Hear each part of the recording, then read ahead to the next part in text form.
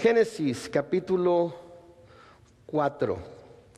Hemos estado viendo a través del libro de Génesis desde la creación del universo, la creación del hombre. Hemos visto en el Génesis también la desobediencia y caída del hombre, la expulsión del hombre del huerto del Edén. Hemos llegado al punto aquí en donde Adán y Eva han tenido hijos. Tuvieron primero dos hijos, uno llamado Caín, otro llamado Abel. Todos conocemos bien la historia de Caín y Abel y sabemos que Caín mató a Abel porque las obras de Abel eran buenas y las obras de Caín eran malas. En particular, la ofrenda que Caín había presentado a Dios no fue del agrado de Dios por la forma en la que lo presentó. La ofrenda que Abel había presentado delante de Dios fue agradable a Dios y Caín se enojó mucho con su hermano y terminó matándolo. Sabemos también que el Señor no solamente echó a Caín de la tierra en donde se encontraba, sino que lo castigó de tal manera que iba a andar errante, iba a andar errando por toda la tierra.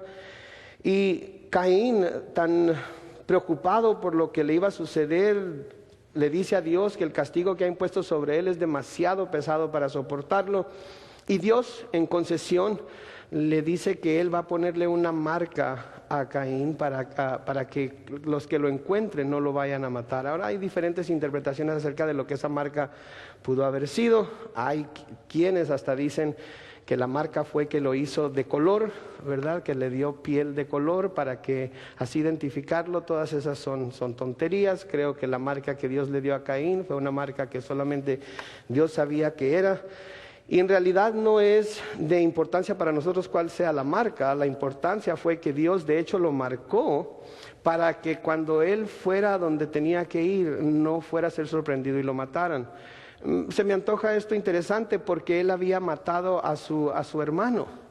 Y también porque más adelante vamos a ver que dentro de lo que Dios estipula en su palabra como la ley, dice que aquel que derrame la sangre de hombre, por el hombre también su sangre será derramada, instituyendo así la pena de muerte. Entonces se me antoja interesante que Dios, al Caín haber matado a su hermano, no cortara por lo sano y dijera, no, tú mataste a tu hermano, así es que ahora tú vas a perder tu vida también, sino que de hecho le pone una marca para protegerlo. Y creo que esto nos dice mucho acerca de la bondad de Dios y de la gracia de Dios y de la misericordia de Dios. Porque yo creo que todos hemos tenido la experiencia de Caín, si no bien en matar a alguien, sí en pecar contra Dios, y hemos podido ver que Dios en su misericordia no nos ha dejado a veces que suframos todas las consecuencias de lo que nuestro pecado pudiera traer, sino que a veces hasta parece ser que las detiene, parece ser que hasta nos resguarda de ellas, nos protege de ellas. Porque el Señor sabe que somos polvo, el Señor sabe que somos débiles y sabe que si Él nos apretara los tornillos como debería de hacerlo, no soportaríamos. Y acuérdense que Dios no quiere que nadie se pierda y acuérdense también que el profeta Ezequiel nos dice que Dios no se deleita en la destrucción de los impíos. Él quiere que todo mundo venga a conocerlo, venga a conocer su gracia, se arrepienta y pueda encontrar salvación. Una de las cosas que vamos a ver hoy, en los siguientes versículos que vamos a ver, que es hasta el final del capítulo 4, es que el hombre cuando cae en el pecado, a menudo empieza a cae en una espiral hacia abajo, en el que constantemente va descendiendo en el pecado a profundidades que jamás se imaginó que podía caer. El hombre cree cuando juega con el pecado, cuando juega con las cosas que Dios le dice que no toque, que no haga, que no mire, que no escuche, cree que de alguna manera tiene el poder, la fuerza en sí mismo como para saber hasta dónde llegar y luego hacer todo eso a un lado y no seguir cayendo más adelante. Él cree que lo puede controlar. Pero la palabra de Dios nos dice que el pecado quiere enseñorearse de nosotros, el pecado quiere cautivarnos, quiere tomarnos y quiere hacerse nuestro Señor, quiere esclavizarnos, ¿sí? Y aunque los seres humanos tengamos la idea de que de alguna manera nos podemos controlar, cuando empezamos a pecar, cuando empezamos a jugar con el pecado, la realidad de las cosas es que existe la posibilidad, y muy real, por cierto, de que no solamente caigamos a profundidades que nunca nos imaginamos que íbamos a caer, sino que quedemos estancados ahí por muchísimo tiempo. Y también hay quienes, desafortunadamente, jamás se pueden liberar de él. Siendo salvos, teniendo el Espíritu Santo de Dios en nosotros, a veces es difícil, ¿no es cierto? Como dice Pablo, él era salvo. No creo que podamos ninguno de nosotros negar que Pablo era salvo, que Pablo era un instrumento de Dios usado maravillosa y poderosamente por Dios. Sin embargo, él nos dice en el libro de Romanos que las cosas que quiere hacer no las hace, y aquellas cosas que no quiere hacer son las que termina haciendo. Porque nuestro cuerpo está vendido al pecado. En el momento en el que Adán pecó, el cuerpo humano fue completamente vendido al pecado. Y cuando caemos en un pecado, ¿sí?, ese es solamente el comienzo. Y si no tenemos cuidado, empezamos a tomar esa caída en espiral y no podemos salirnos de ello.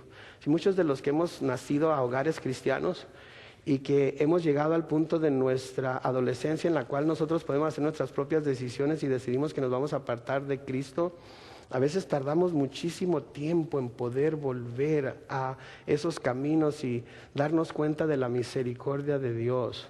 Y creo que entre más creamos nosotros que nosotros podemos de alguna manera dominar el pecado, que podemos de alguna manera por nuestras propias fuerzas no caer más profundo de lo que pensamos caer, nos engañamos nosotros mismos. Necesitamos a Cristo en nuestra vida, porque Él es el único que puede librarnos en realidad del pecado, sacarnos del hoyo en el que el pecado nos ha metido. De nuevo, todos los que estamos aquí, que somos salvos y que hemos andado con el Señor por algún tiempo y anduvimos en las profundidades del pecado, sabemos qué tan difícil fue para nosotros finalmente decir: ok, Señor, lo acepto, soy un pecador, sé que voy directamente al infierno y me quiero entregar completamente a ti. Sí, de igual manera la desobediencia de Adán fue solamente el principio de la caída de el hombre o de la humanidad. Fue la caída de un solo hombre, pero fue el principio de la caída de un hombre a un estado de pecado del cual jamás Adán se hubiera podido imaginar que su descendencia o alguna de su descendencia iba a llegar, y del cual jamás se hubiera podido salvar la humanidad si Dios no hubiera intervenido con su plan divino. Si Dios no hubiera intervenido con su plan divino, ninguno de nosotros podría ser salvo. Ninguno de nosotros podríamos tener la esperanza del cielo. Todos estaríamos condenados definitivamente y sin esperanza al infierno. Entonces hoy en el versículo 17 vamos a ver que Caín no solamente pecó al matar a su hermano, y que el pecado de Adán no solamente afectó a sus hijos inmediatos, los primeros hijos que tuvo, sino que el pecado de Adán afectó a toda su descendencia, de manera que todos nosotros también hemos sido afectados por ese pecado. En el versículo 17 de Génesis 4 dice: después de que Caín fue echado de donde fue echado y se fue a vivir a la tierra de Nod, como nos dice el versículo 16, se nos dice que conoció Caín a su mujer, la cual concibió y dio a luz a Enoc, y edificó una ciudad y llamó el nombre de la ciudad del nombre de su hijo Enoc. Ahora, lo primero que vamos a ver aquí es que una de las preguntas más comunes que se hace, especialmente por los incrédulos, especialmente los que quieren probar que la Biblia no es cierto, que la Biblia es un libro mitológico, que las cosas que la Biblia dice son una locura. Una de las primeras preguntas que hacen es: bueno, ¿de dónde salió la esposa de Caín? Debemos recordar que hasta este punto los únicos seres humanos que hemos conocido, de los que se nos ha hablado, han sido Adán, Eva, Caín y Abel. No se nos ha mencionado ningún otro ser humano, no se nos ha dicho que Adán y Eva hayan tenido más hijos, simplemente se nos han mencionado esos 4 personajes. Entonces, cuando de repente llegamos al versículo 17 del capítulo 4 y se nos habla de que Caín conoció a su mujer, de nuevo, por la palabra concibió y dio a luz a Enoc, podemos saber que tuvo relaciones sexuales con ella. La primera pregunta que se hace es: bueno, ¿y de dónde salió la esposa de Caín? ¿verdad? Y parece ser una pregunta muy válida, parece ser una pregunta con mucho peso. Y la mayoría de los cristianos, cuando se les hace esa pregunta, se rascan la cabeza. Me la estoy rascando porque tengo comezón y no porque esté ilustrando lo que acabo de decir. Se rascan la cabeza y dicen, pues no sé, no tengo idea. Pero lo único que tenemos que hacer es ver más detenidamente el texto que estamos estudiando y ver lo que ya hemos visto hasta ahorita. Y vamos a descubrir que nada más hay una sola respuesta a esa pregunta. Primero, debemos recordar que Adán vivió 800 años. Primero, ¿ok? 800 años. Y que durante esos 800 años engendró hijos e hijas. ¿Sí? Es lo primero. También debemos recordar que Adán y Eva son creados como adultos. No tuvieron una niñez, no tuvieron que crecer, no tuvieron que desarrollarse sus órganos, no tuvieron que de alguna manera adquirir la habilidad para procrear. Nacieron ya como adultos, con todos sus órganos funcionando, nacieron ya como adultos, listos ya para procrear.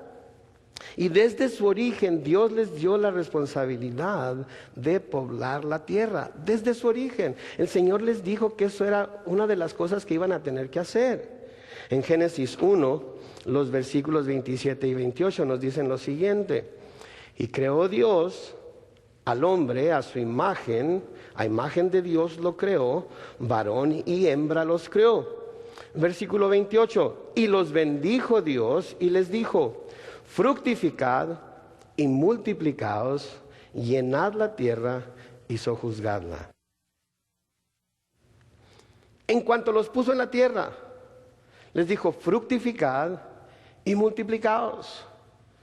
Quiere decir que parte de la responsabilidad del hombre, con todo lo demás que le había dado Dios para que hiciera, como cuidar del huerto y todo lo demás, era fructificar y multiplicarse. Entonces, inmediatamente hubieran podido tener hijos. En Génesis 5:4 se nos dice lo siguiente: y fueron los días de Adán, después que engendró a Set, que vamos a ver más adelante, 800 años, y engendró hijos e hijas. ¿Saben cuántos años tenía Adán y Eva? Porque eran de la misma edad. ¿Saben cuántos años tenían cuando tuvieron a Set? 130 años. ¿Okay? 130 años.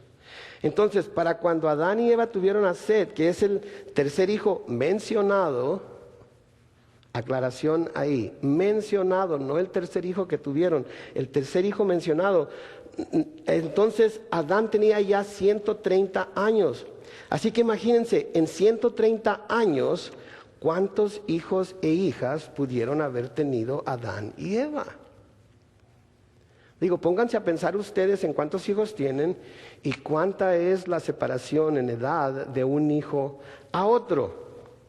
Ahora imagínense, desde el punto en el cual empezaron a tener hijos, hasta si vivieran hasta los 130 años, y sabemos que Adán vivió 800 años, ¿cuántos hijos hubieran tenido ustedes ya? En aquella época, ahorita cuando hay anticonceptivos y todo lo demás, pues obviamente que es más fácil evitar el embarazo y todo eso, pero en aquella época, bueno, si calculamos conservadoramente un hijo cada 3 años, esto significa que para cuando Set nació, Adán y Eva ya hubieran tenido 43 hijos y o hijas. Si tuviera nada más un hijo cada 3 años, en 130 años hubieran tenido 43 hijos o hijas. Ahora imagínense en un mundo donde no hay anticonceptivos, imagínense en un mundo donde el pool de genes es todavía perfecto, imagínense un mundo en el cual Dios les había mandado que fueran fructíferos y que se multiplicaran y que cubrieran la tierra. Yo me imagino que hubieran sido muchos más hijos que eso. Quizás 60, quizás 70, no sé. Pero si vemos en el contexto todo lo que pudo haber pasado entre el nacimiento de Caín y Abel y hasta Set, habría muchísima gente ya, de la cual Caín hubiera podido tomar una esposa. ¿Sí? Ahora, para poder comenzar el proceso de la multiplicación de la humanidad, cuando menos uno de los hijos de Adán tenía que haberse casado con una de las hijas de Adán. Probablemente todos los matrimonios de la primera generación de seres humanos fueron entre hermanos y hermanas. Eso es lo más probable, eso es lo que debió haber pasado, no hubiera podido ser de otra manera, sino de dónde o cómo se iba a poblar la tierra. ¿Me están siguiendo? ¿Están siguiendo la lógica de lo que les estoy diciendo aquí? Ahora, conforme fue pasando el tiempo, el pool de genes se fue contaminando por enfermedades, por calamidades que pasaron en la tierra, qué sé yo, por muchas cosas que pudieron haber pasado. Y después de algunas generaciones se empezaron a acumular mutaciones que hubieran hecho estas uniones entre hermanos y hermanos genéticamente peligrosas. Así es que cuando eso sucede, en las leyes de Dios, Él establece que está prohibido los matrimonios entre hermanos. Pero eso no viene a suceder sino hasta que Moisés escribe los primeros 5 libros del Torá, de la ley, y en ellos Dios les da la ley, las leyes que deben de seguir. Entonces, cuando el pool de genes empieza a contaminarse, cuando empieza a hacerse un peligro para que los seres humanos se casen entre hermanos, entonces Dios dice hasta aquí, queda prohibido. Cuando hubo suficiente gente, cuando hubo suficientes hombres y mujeres que ya el parentesco era demasiado lejano, entonces dijo hasta aquí, no se puede más. ¿Sí?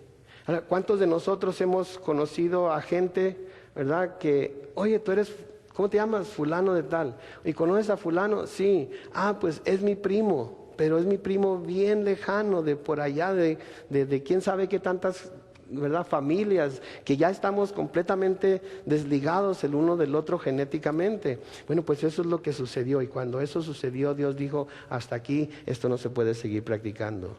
En Levítico capítulo 18, en el versículo 9, se nos dice lo siguiente: la desnudez de tu hermana, hija de tu padre o hija de tu madre, nacida en casa o nacida fuera, su desnudez no descubrirás. Lo que quiere decir, no tendrás relaciones sexuales con ella. En el versículo 11 del mismo capítulo dice, la desnudez de la hija, de la mujer de tu padre, engendrada de tu padre, tu hermana es, su desnudez no descubrirás. Entonces, no solamente Dios prohíbe el matrimonio, las relaciones sexuales entre hermanos, sino que lo prohíbe también entre medios hermanos. Algo que podemos ver en la historia de Abraham, que Sara era su media hermana. Entonces, hasta que Dios no estableció esta ley, todos los hombres se casaban aún dentro de su misma parentela. ¿Sí? Entonces no nos debe de extrañar. En Levítico capítulo 20 y el versículo 17 se nos dice, si alguno tomare a su hermana, hija de su padre o hija de su madre, y viere su desnudez, y ella viere la suya, es cosa execrable.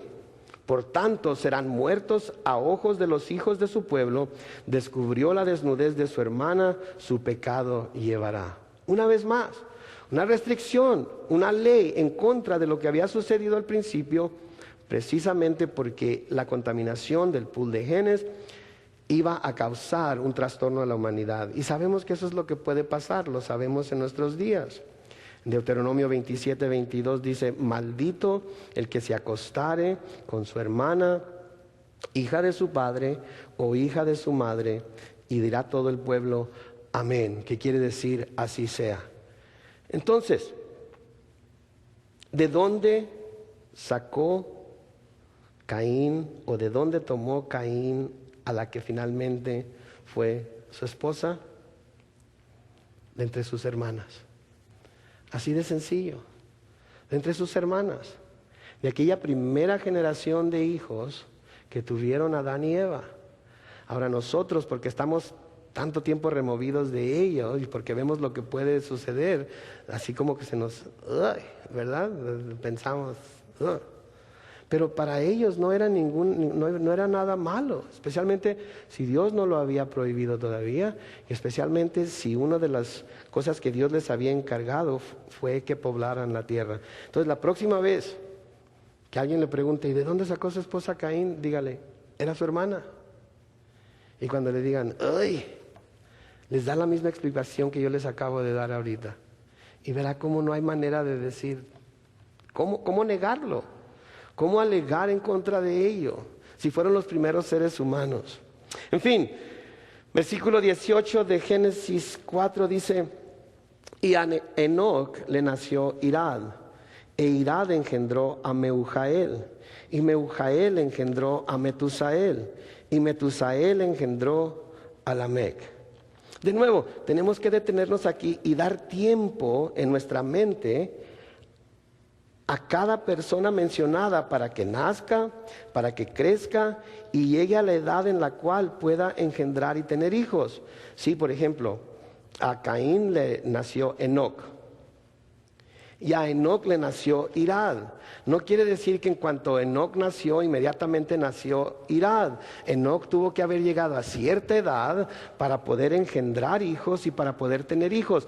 Hay un lapso de tiempo entre uno y otro. A veces tenemos la tendencia a leerlo así como está escrito y no le damos tiempo al tiempo.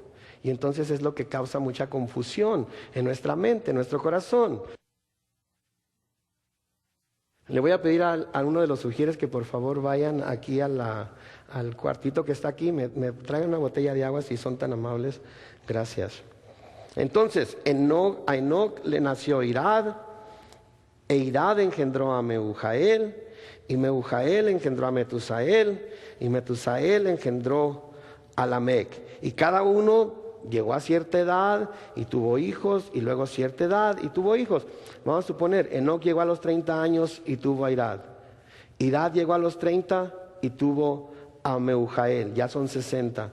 Mehujael llegó a los 30 y tuvo a Metusael, ya son 90. Metusael llegó a los 30 y tuvo a Lamec. 120 años de tiempo han pasado del principio del versículo 18 al final del mismo versículo. ¿Se fijan? ¿Se fijan ustedes? Entonces es necesario que miremos las cosas de esa manera. Ahora, pareciera ser aquí que la única razón por la cual se mencionan Enoc, Irad, Mehujael y Metusael es porque a través de ellos se llega a Lamec, que al parecer es el más notable de los hijos de Caín. Vamos a ver aquí la historia de Lamec y ya no va a volver a ser mencionado. Caín ya no va a volver a ser mencionado. La única razón por la que va a ser mencionado como ejemplo de cómo no debemos de ser nosotros. Pero no vuelve a ser mencionado. Con su permiso. Yo creí que ya se me había pasado lo del domingo, pero parece que todavía no. Entonces, la razón por la que se mencionan estos otros nombres es para llegar a Lamec, porque la historia de Lamec es la que es importante aquí para Dios, presentarnos a nosotros y que nosotros veamos y aprendamos de ella. Versículo 19 entonces, y Lamec tomó para sí, note, 2 mujeres. El nombre de la una fue Ada y el nombre de la otra Sila. Noten por favor, inmediatamente, como el hombre, al apartarse más y más y más y más de Dios, empieza a volverse en contra de lo que Dios había diseñado desde el principio.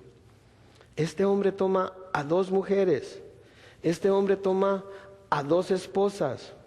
Esta es la primera mención en la Biblia de cuando menos bigamia, porque son 2 esposas, lo que eventualmente llevaría a la poligamia, algo que claramente no había sido el propósito de Dios al crear el matrimonio.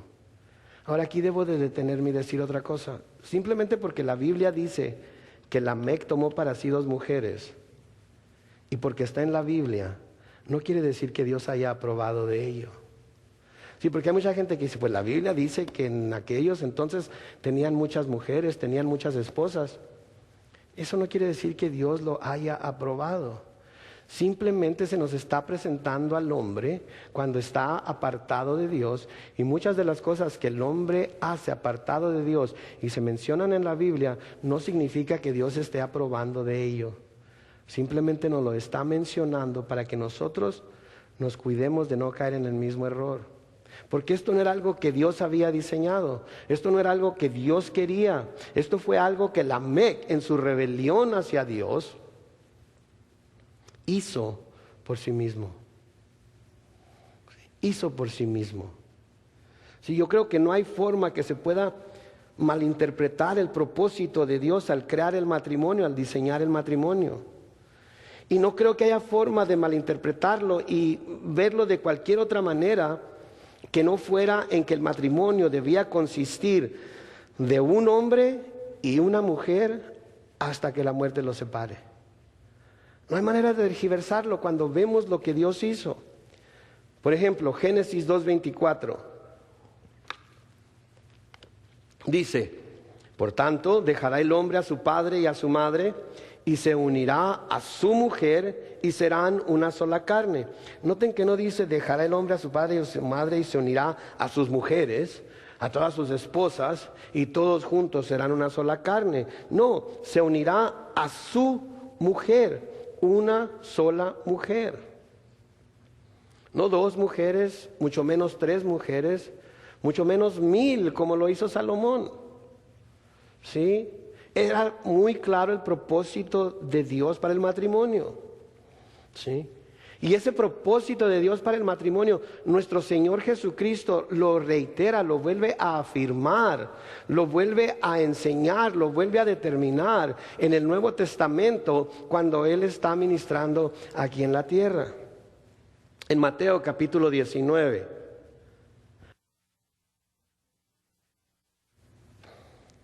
Comenzando con el versículo 3, que no está puesto ahí, pero que lo voy a leer de todas maneras.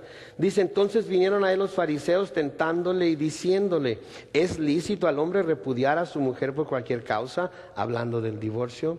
En el versículo 4, él respondiendo les dijo: ¿no habéis leído que el que los hizo al principio, varón y hembra los hizo? Y dijo: por esto el hombre dejará a su padre y madre y se unirá de nuevo a su mujer, y los dos serán una sola carne. Así que no son ya más dos, sino una sola carne. Por tanto, lo que Dios juntó, no lo separe el hombre. Le dijeron: ¿por qué pues mandó Moisés dar carta de divorcio y repudiarla? El versículo 8 dice: y él les dijo: por la dureza de vuestro corazón, Moisés os permitió, no mandó, os permitió repudiar a vuestras mujeres. Mas al principio no fue así. Y yo os digo que cualquiera que repudia a su mujer, salvo por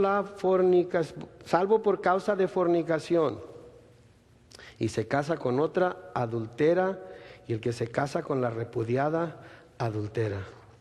¿Se fijan lo que el Señor está diciendo aquí? Está reiterando lo que se escribe en el Antiguo Testamento.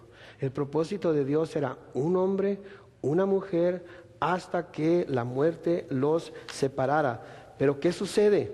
Que por la dureza del corazón del hombre, Moisés permitió dar carta de divorcio a la mujer.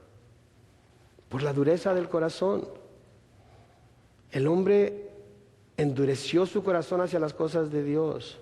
Y cuando el hombre endureció su corazón hacia las cosas de Dios, entonces empezó a buscar maneras de tratar de zafarse de lo que Dios esperaba de él.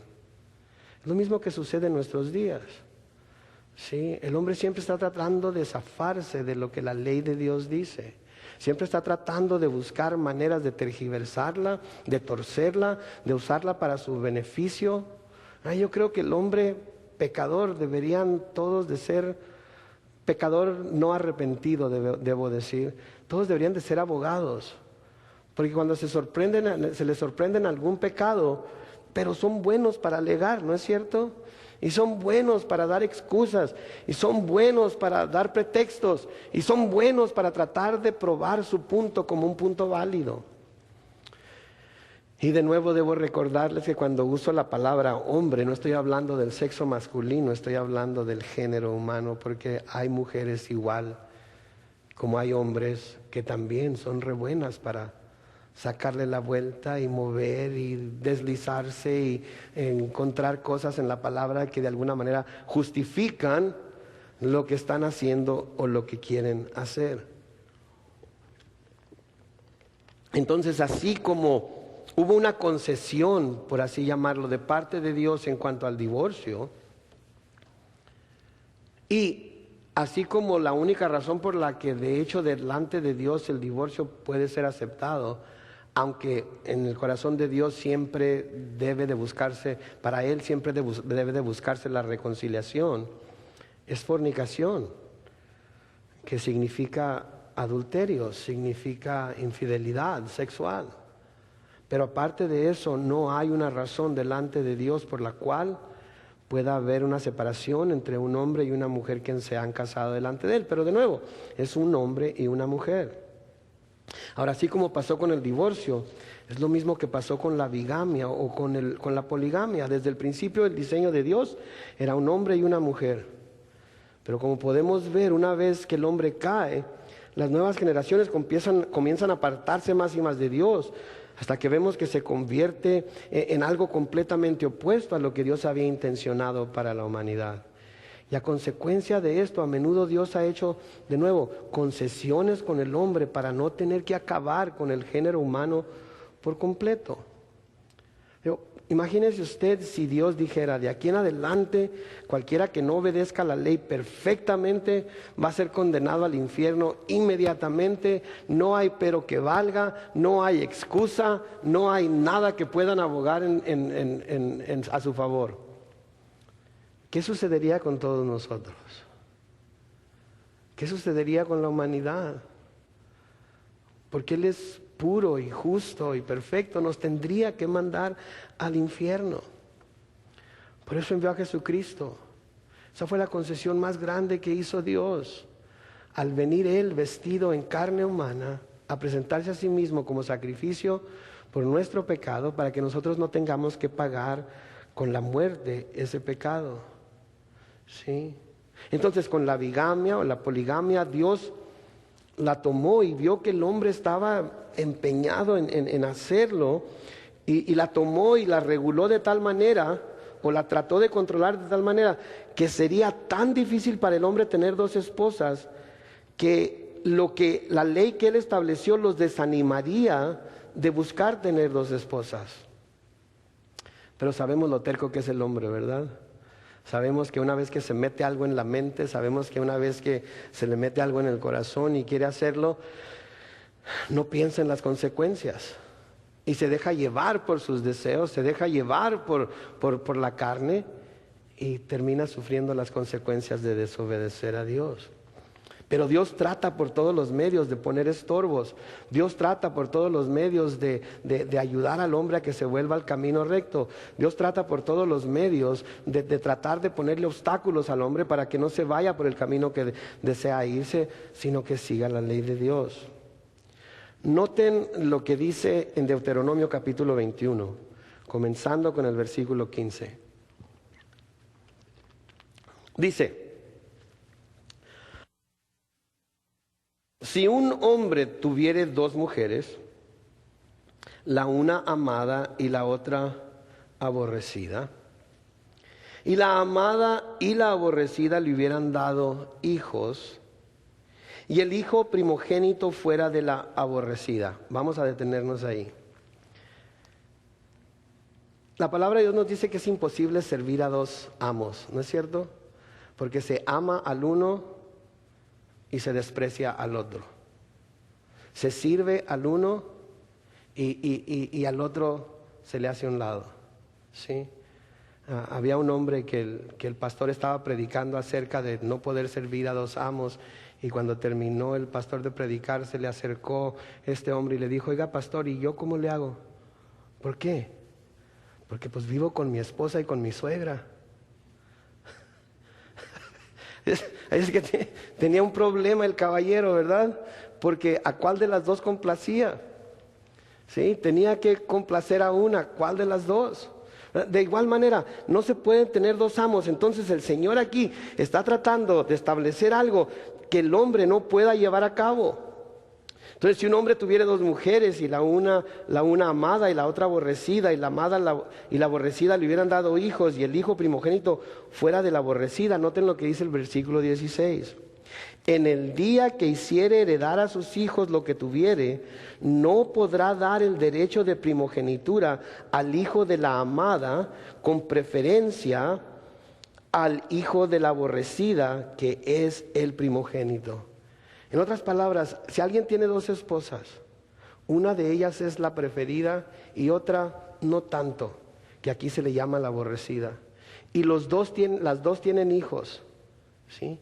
El marido no podía hacer heredar la herencia del primogénito al primogénito de la amada. Tenía que darle la herencia del primogénito al primogénito de la aborrecida. ¿Qué cree que iba a ser la amada? ¿Qué cree que iba a decir la amada acerca de que su primogénito no iba a recibir la mayor parte? ¿Usted cree que iba a estar contenta? Yo creo que no. Y lo que Dios estaba tratando de hacer aquí era poner algo enfrente de ellos que dijeran, no vale la pena, porque no voy a poder complacer a ninguna de las dos, porque no voy a poder cumplir con ninguna de las dos. Y tener que sufrir todo eso y decidir que de todas maneras voy a tener dos esposas, no vale la pena. ¿Sí? En el versículo 17 dice, mas al hijo de la aborrecida reconocerá como primogénito para darle el doble de lo que correspondiere a cada uno de los demás, porque él es el principio de su vigor y suyo es el derecho de la primogenitura. ¿Sería usted? Entonces Dios está tratando de hacer todo lo posible. Estos camaradas son muy tercos, tienen el corazón muy duro, tienen la cerviz muy dura, están empeñados a hacer lo que quieren. Voy a tener que hacer algo que de alguna manera los haga considerar que lo que quieren hacer es demasiado difícil, va a traerles demasiados problemas y van a tener que decir, no vale la pena. Porque ese es nuestro Dios, lleno de gracia y de misericordia.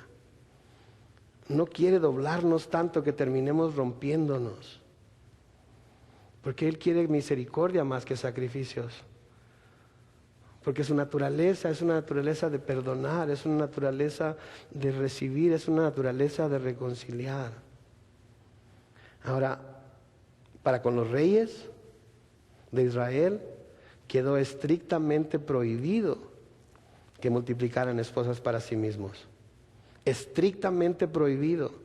Deuteronomio capítulo 17, los versículos 14 al 17 dice, cuando hayas entrado a la tierra que Jehová tu Dios te da, y tomes posesión de ella y la habites, y digas, pondré un rey sobre mí, como todas las naciones que están en mis alrededores, ciertamente pondrás por rey sobre ti al que Jehová tu Dios escogiere. De entre tus hermanos pondrás rey sobre ti. No podrás poner sobre ti a hombre extranjero que no sea tu hermano. Pero él no aumentará para sí caballos, ni hará volver al pueblo a Egipto con el fin de aumentar caballos, porque Jehová os ha dicho, no volváis nunca por ese camino. Y en el versículo 17, ni tomará para sí muchas mujeres, para que su corazón no se desvíe, ni plata ni oro amontonará para sí en abundancia. Entonces para los reyes quedaba estrictamente prohibido, porque Dios sabía que la mujer tiene una influencia muy grande sobre el hombre, y que si los reyes de Israel empezaban a multiplicarse mujeres, especialmente mujeres de entre las naciones que los rodeaban, o mujeres que no fueran del pueblo de Israel, esas mujeres los iban a sonsacar a adorar otros dioses, a adorar a sus dioses. Y fue precisamente lo que sucedió con Salomón. Precisamente lo que sucedió con Salomón. Lo convencieron de que les construyera templos, de que les construyera estatuas. Él iba y miraba cómo adoraban a sus dioses y terminó apartándose su corazón de Dios. Entonces, de nuevo, nada más porque lo vemos en la Biblia mencionado, en este caso la bigamia, no quiere decir que Dios lo haya aprobado. No quiere decir que Dios hubiera estado de acuerdo, no quiere decir que ahora nosotros podemos decir, pues está en la Biblia, entonces tiene que estar bien con Dios. De ninguna manera, hay que leerlo todo dentro del contexto de todas las Escrituras. Amén. Versículo 20 de Génesis 4 dice, y Ada dio a luz a Jabal, el cual fue padre de los que habitan en tiendas y crían ganados. Como es de esperarse, estas esposas le dan hijos a Lamec, y al crecer empiezan a elaborar profesiones, trabajos, ocupaciones, etcétera, etcétera, y empieza entonces a desarrollarse la civilización y empiezan a surgir cosas, tecnologías, aunque en aquel tiempo quizás no se llamaban tecnologías, que le iban a servir al hombre para poder vivir su vida de una manera más tranquila, o que les iban a ayudar como herramientas. El versículo 21 dice, y el nombre de su hermano fue Jubal, el cual fue padre de todos los que tocan arpa y flauta. O sea que esos fueron los primeros grupos musicales, ellos inventaron eso, ellos fueron los primeros. Versículo 22, y Sila, la segunda esposa, también dio a luz a Tubal Caín, artífice de toda obra de bronce y de hierro, y la hermana de Tubal Caín fue Naamá. Entonces vemos aquí a los descendientes de Lamec, vemos que tenían sus oficios, vemos que cada uno hacía ciertas cosas que servían al resto del clan. Versículo 23, y dijo Lamec a sus mujeres, Ada y Sila, oíd mi voz, mujeres de Lamec, escuchad mi dicho, que un varón mataré por mi herida y un joven por mi golpe. Este es un tipo de poesía que Lamec había hecho, un tipo de canto, una canción acerca de algo que él había hecho o estaba planeando hacer. Y vemos cómo la humanidad se vuelve no solamente desobediente a Dios y no solamente empieza a tergiversar los propósitos de Dios, sino que se empieza a volver más violenta todavía de lo que ya era, más violenta todavía de lo que Caín era. Aparentemente aquí Lamec era un peleonero, era un buscapleito. Y parece ser que un día había salido de su casa y alguien le habló, como decimos en el norte de México, golpeado, y volvió a su casa y como que les avisa a sus esposas lo que va a hacer con aquellos que le habían faltado al respeto. Sí, el hombre es egoísta. El hombre siempre se quiere probar a sí mismo como mejor, mayor, más fuerte que todos los demás. ¿No es cierto? Nuestros hijos varones, desde a muy temprana edad, empiezan a luchar con uno. Los que tienen hijos varones quizás lo han experimentado. Empiezan a luchar con uno y a querer hacer lo que se rinda y a querer de alguna manera someterlo, ¿verdad? Así somos los hombres, es nuestra naturaleza. Ahora imagínense toda esa agresividad, imagínense toda esa violencia sin temor a Dios. ¿Sí? Ahora, también otra cosa que debemos de ver aquí, que Lamec, por lo que vamos a ver más adelante, sabía lo que había pasado entre su tatarabuelo Caín y el hermano del mismo Abel. Porque en el versículo que sigue nos dice que sabía de las consecuencias que su antepasado había tenido que sufrir de parte de Dios por su crimen en contra de su hermano.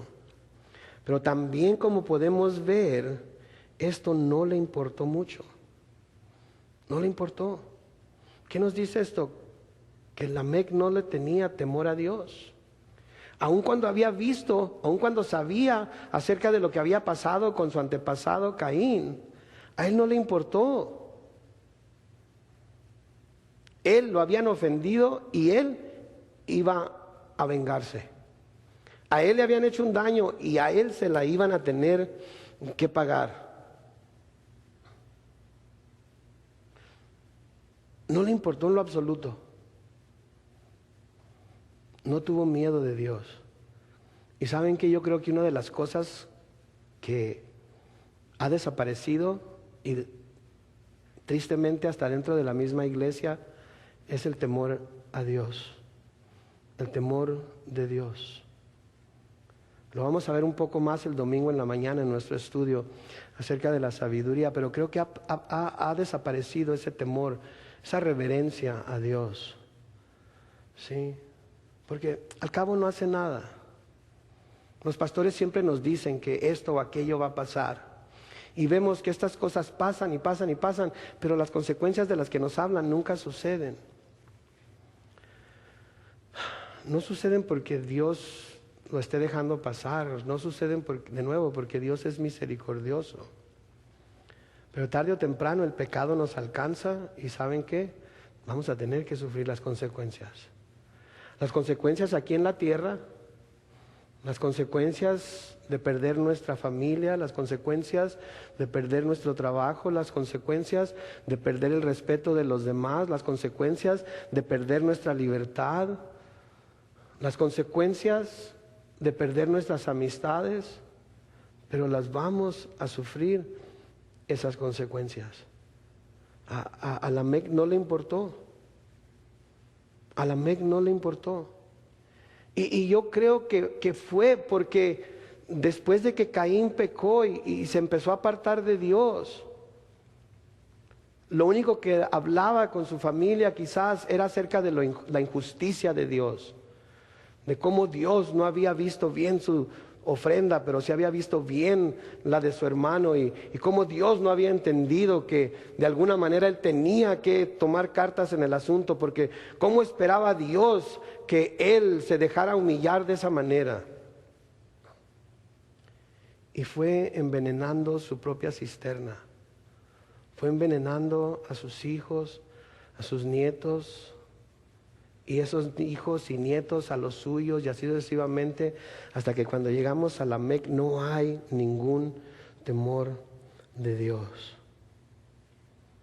Ese es el efecto que puede tener en una familia, el hecho de que el padre se aparte de Dios, de que el padre de familia se aparte de los caminos de Dios, de que se enoje con Dios por algo que sucedió que no esperaba que sucediera, o por algo que no sucedió, que esperaba que sucediera, y empiece a echarle la culpa a Dios, y empieza a estar descontento con Dios, y empieza a decir a su familia que cómo es posible que Dios les haya dejado pasar esto, o cómo es posible que Dios haya dejado que aquello sucediera, y la cisterna empieza a envenenarse.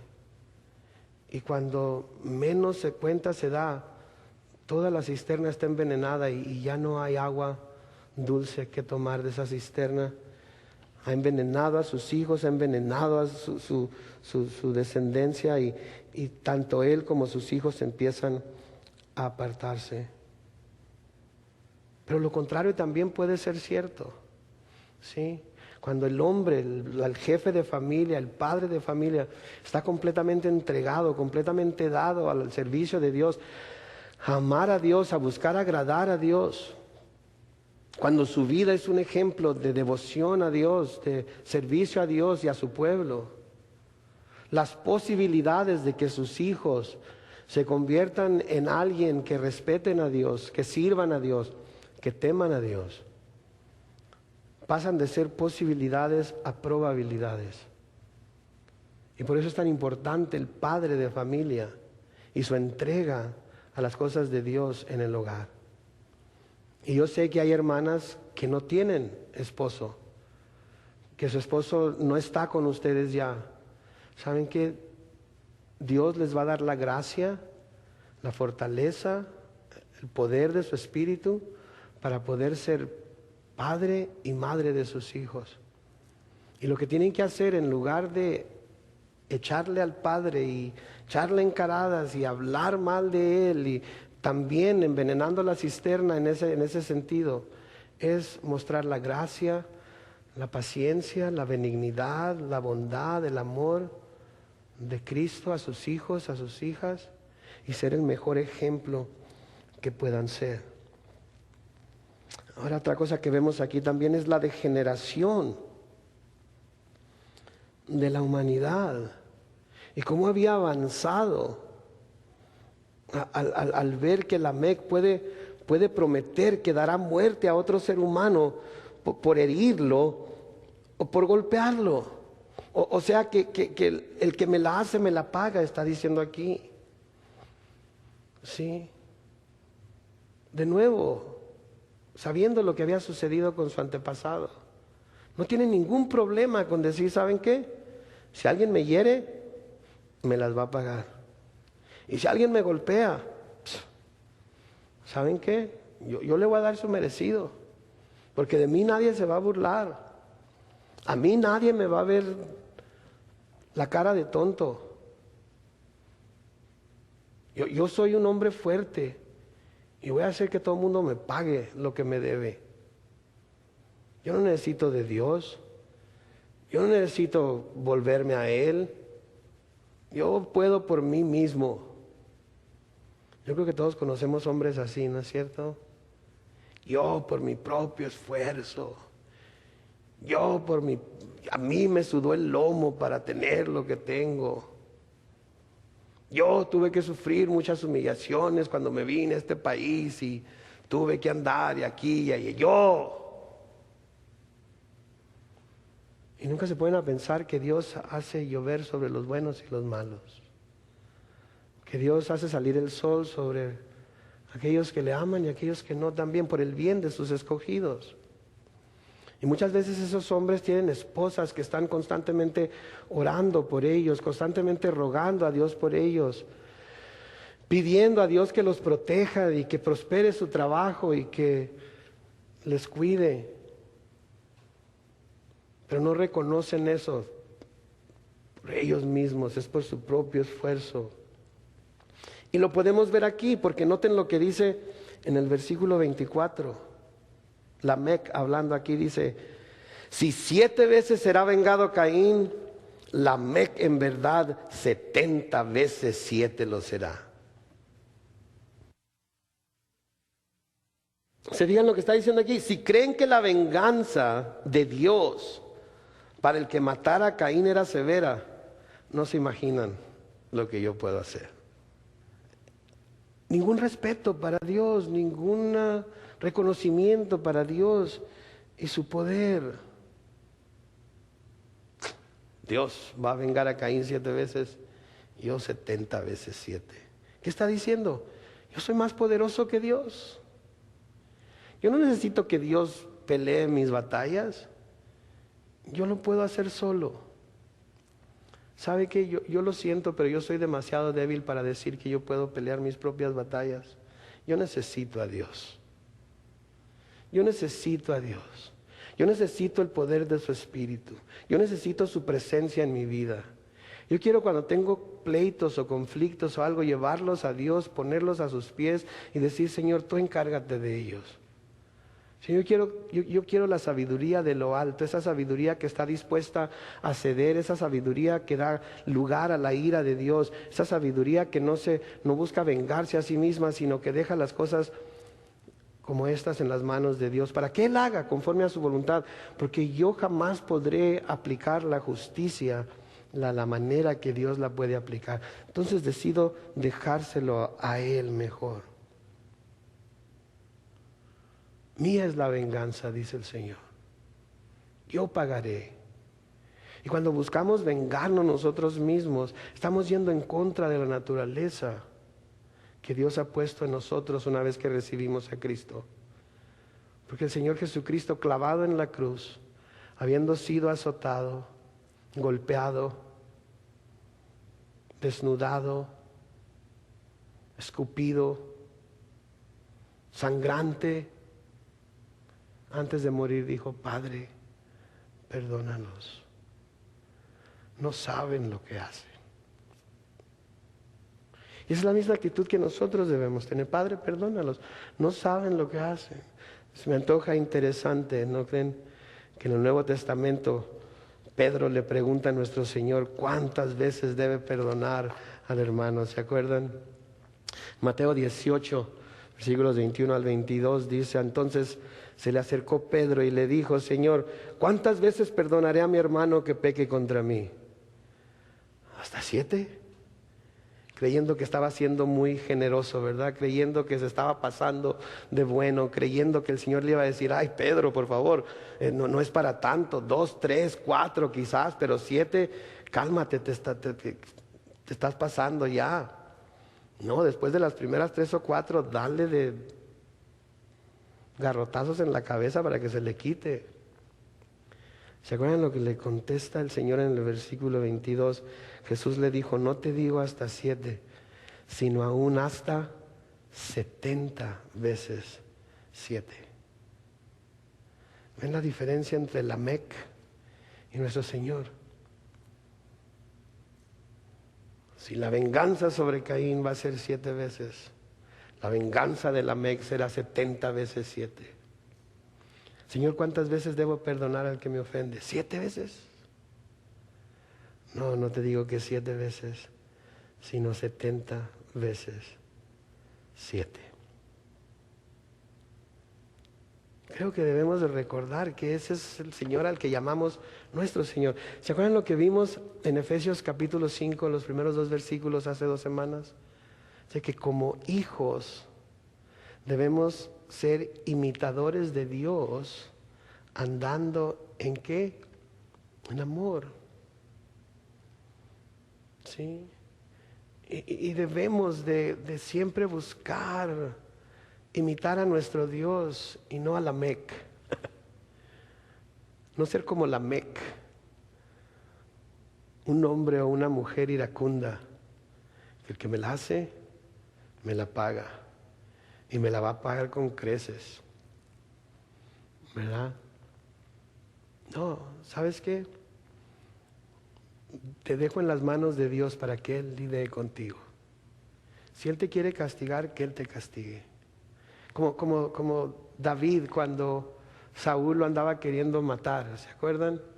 Como le decían, ándale, mira, Dios lo ha entregado, lo puso en tu mano, ahí está, sentado, haciendo del baño, no tiene defensa, nadie está aquí, mátalo. No puedo tocar al ungido de Dios. La próxima vez se mete a la tienda de Saúl y él está ahí dormidito, pero bien tranquilo, nada lo despierta. ¿Y qué le dice el general que anda con él? Toma la lanza y atraviésalo ahorita. Mira, Dios lo ha puesto aquí para que lo mates. Y David dijo, lejos esté de mí extender mi mano contra el ungido del Señor. Él lo puso como rey, Él lo va a quitar. Y David se esperó. David se esperó muchísimo tiempo, pero confió en el Señor. En el versículo 25 de Génesis 4 dice, y conoció de nuevo Adán a su mujer, la cual dio a luz un hijo y llamó su nombre Set. Porque Dios, dijo ella, me ha sustituido otro hijo en lugar de Abel, a quien Caín mató. Noten que dice que la conoció otra vez. No dice que la conoció por tercera vez. Pudo haber sido la 44ª vez o más, no tengo idea de cuál vez haya sido, pero la conoció otra vez y le dio a luz a un hijo que llamó Set. Y noten que ella cree en su corazón, ella está pensando que este hijo Set viene a tomar el lugar de Abel, el cual ella creía que iba a ser aquel que Dios le había prometido que un día iba a nacer de ella y que iba a ser el que iba a aplastar a la serpiente y que la serpiente lo iba a herir a él. Eva todavía está con esa esperanza de que esa persona, ese hombre que va a venir a acabar con las obras del diablo, todavía va a nacer dentro de su propio tiempo de vida, dentro de los tiempos que ella va a estar en la tierra. Todavía tiene esa esperanza. Y sabe que eso nos debe hablar a nosotros de la esperanza que debemos tener en la segunda venida de nuestro Señor Jesucristo también, porque ella no sabía cuándo iba a venir esa persona, sin embargo lo esperaba. Y cuando tuvo a este hijo, dijo, este es, Dios me lo ha dado, sin duda este es. Y así nosotros cada noche debemos irnos a la cama pensando, esta es la noche. Mañana cuando abra los ojos los voy a abrir en la presencia de Dios y vamos a estar en su presencia para toda la eternidad. Y ya no va a haber lágrimas, y ya no va a haber dolor, y ya no va a haber enfermedad, y ya no va a haber muerte. Así debemos vivir nosotros con esa esperanza también. Y en el último versículo de este capítulo, el versículo 26 dice, Y a Set también le nació un hijo y llamó su nombre Enos. Y entonces los hombres comenzaron a invocar el nombre de Jehová. Set, vamos a ver, es la persona a través de quien va a venir el linaje, de donde finalmente va a venir el Mesías, el Salvador del mundo. Y aun cuando no fue el mero mero, Eva tenía razón en que éste iba a tomar parte en el cumplimiento de esa profecía. ¿Qué podemos aprender aquí hoy de Lamec? ¿Y qué digo de Lamec? Desde Caín. Sí. Que debemos de luchar nosotros mismos por no envenenar nuestra cisterna. Como padres de familia, como madres de familia, debemos luchar mucho por no envenenar nuestra cisterna. Por siempre buscar ser un testimonio de las grandes obras que Dios ha hecho en nuestra vida. Y cuando las pruebas vienen, mostrarle a nuestros hijos cómo se lidia con esas pruebas tomados de la mano de Dios, asidos de la mano de Dios, buscando la dirección de Dios y no arrancándonos los cabellos y haciendo todo tipo de berrinche y diciendo, ¿cómo le vamos a hacer ahora? ¿Qué voy a hacer ahora? No, hijos, hijas, vénganse, vamos a orar porque está pasando esto en nuestra vida, en nuestra familia y necesitamos consultar con Dios, necesitamos ir a Dios.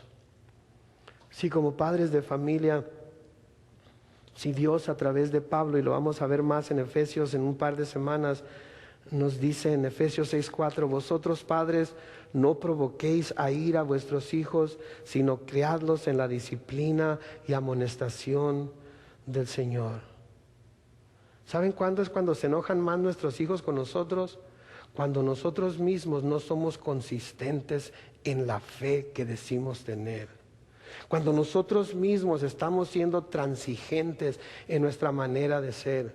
Cuando nosotros mismos, cuando nuestra vida no está siendo congruente con lo que nuestra boca dice.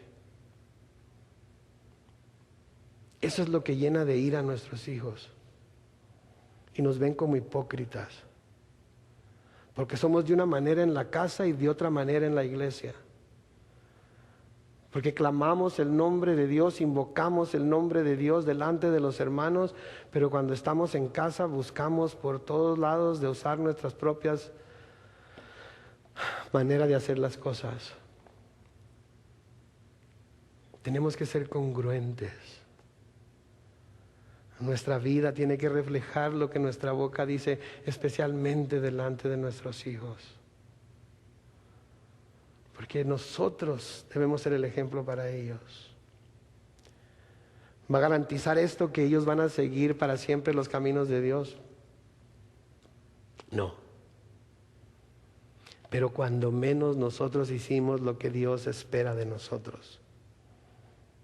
Ellos van a tomar sus propias decisiones, pero nosotros vamos a haber sido obedientes a Dios y les vamos a presentar una vida consagrada a Él. Amén. Voy a pedirle a Karen y al grupo de alabanza que pase mientras oramos. Les pido por favor que inclinen su rostro y oren conmigo. Y si hubiera alguien que en esta noche quizás haya escuchado algo que le ha tocado el corazón, que le ha hecho sentir convicción por algo, les recuerdo que si confesamos nuestros pecados, Dios es fiel y justo para perdonarnos nuestros pecados y limpiarnos de toda maldad. Y que podemos salir de aquí perdonados, reconciliados con Dios, llenos de gozo en nuestro corazón, porque sabemos que Él nos recibe si vamos a Él con un corazón contrito y humillado. Así es que mientras yo oro por toda la iglesia, ustedes oren, y si hay necesidad de confesarse, si hay necesidad de pedir perdón, háganlo. Dios espera con los brazos abiertos. Oremos. Padre Celestial, te damos gracias por esta noche y te damos gracias por el estudio de tu palabra. Sabemos, Señor, que cada palabra que tú has por tu Espíritu escrito o inspirado a hombres a escribir en tu palabra, Señor, tiene un propósito, tiene una razón. Y sabemos que la historia de Lamec, Señor, tiene el propósito de mostrarnos, Señor, lo malo, lo malvado, lo violento, lo repugnante inclusive que puede ser el hombre sin ti. Te pedimos, Señor, que si nosotros hemos caído en ese error de no temerte, de no respetarte, de creer que tú no puedes hacer nada por nosotros, y hemos de alguna manera expresado estas cosas, envenenando, Señor, la mente, el corazón de otras personas y quizás hasta nuestra propia familia. Te pedimos, Señor, que nos perdones. Te pedimos, Señor, que nos ayudes de este día en adelante a saber que tú estás con nosotros, a esperar en ti, a llevar a ti nuestras cargas, dejarlas a tus pies y saber que tú te encargarás de ellas.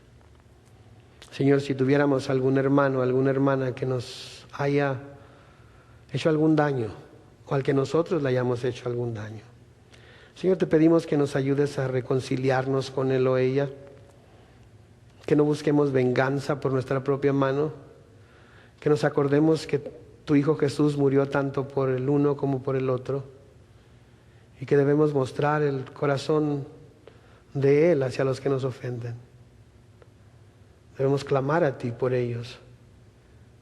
Y como tu Hijo Jesús dijo mientras estaba clavado en la cruz, Padre, perdónalos, no saben lo que hacen. Y si fuéramos nosotros los ofensores, ayúdanos a ser lo suficientemente valientes para reconocerlo, para humillarnos y pedir perdón. Queremos manifestar tu corazón, tu amor, tu benignidad, tu paciencia.